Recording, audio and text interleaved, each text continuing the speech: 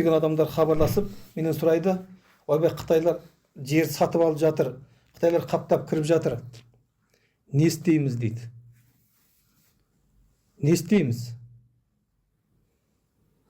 Сол халыққа осы Серікжан Бұлаш 2016-дан бері айтты ғой, Қытайда қауіп төніп келе жатыр. Етек жеңді жеңдер қазақ, ояныңдар деді. Серікжан барып Қытайды шауып алайық деген жоқ. Біздің өзіміздің елдікті сақтайық деді, азаматтардың амандығын сақтайық деді.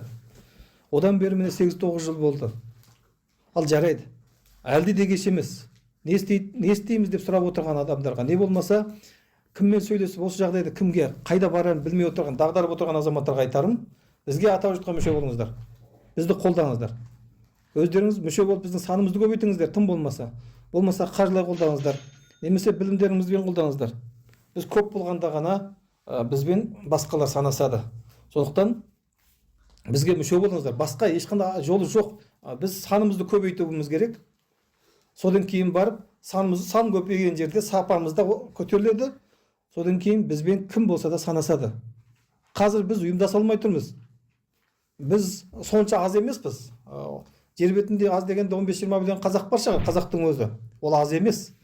Жалпы менің өз ойымда әлемде 1 миллионға саны толған халықты кім болса да, қайсы халық болса да 1 миллионға толса, ол халықты аз деп санауға болмайды.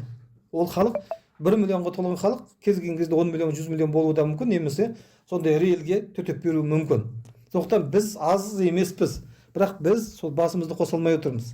Сондықтан біздің айналамызға жиналыңыздар, топтасыңыздар, қолдаңыздар.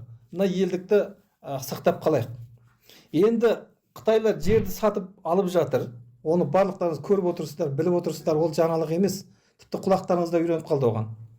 Ал енді солған біреулер шығыпты. Ол естісең ол тура елді ойлап жатқан сияқты сөйлейді. Ойбай, Қытайлар жерді алып жатыр екен дейді. Бірақ соған құлақ қойып тұрып тыңдайтын болсаң, ол жерде ол сұмырайлар бітеді. Жерді сатып жатқан Қытайдан келген оралмандар екен дейді. Сақ болыңдар бұндай адамдардан. Қытайдан келген оралмандар Қытайдың қасында жүр, дұрыс. Ол сатқын. Ол немесе сол құжатын Қытайға беріп, Қытай соның атында жер алатын шығар. Ол сатқын. Және ол Қытайдың қасында жүрген үшін де сатқын. Оған ешкімнің гәбі жоқ. Бірақ ол сатқынның кішкенесі. Сатқынның үлкен Астанада отыр. Естеріңде болсын.